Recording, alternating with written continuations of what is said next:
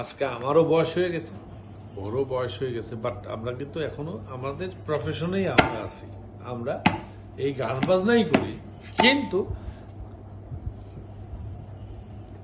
গান বাজনার একটা পরিণত বয়স, পরিণত পছন্দ, পরিণত সুর, পরিণত রুচি, সবকিছু মিলিয়ে একটা সময় থাকে মানুষের। আজকে হয়তো আমরা সেই বয়সে, যে কারণে সবার গান বাজনার সাথে আমরা চলিও না, চলতে পছন্দও করি না, করিও না।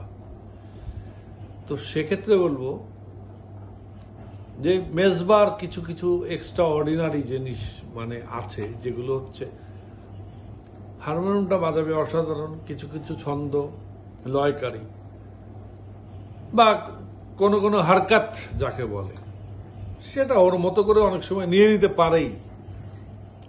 এটাতে কোনো নিষেধ নাই, গান বাজনায় কোনো নিষেধ নাই। তো সবকিছু মিলিয়ে আমাদের সবসময় ভালো লাগতো, সবসময় ভালো লাগে। হয়তো একটু অভিমানী, হয়তো অনেক দূরে বা যে কারণেই হোক নিজের মতো করে করে, কারোর ধারও ধারে না, দরকারও নেই।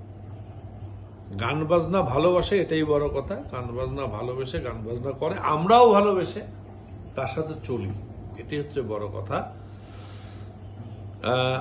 সবসময় আমি তার উত্তরোত্তর শুভকামনা চাইব, সবসময় ভালো থাকুক, ভালো ভালো গান বাজনা হোক, ওর কাছ থেকে আরো ভালো ভালো গান বাজনা শুনি, এটাই চাইব।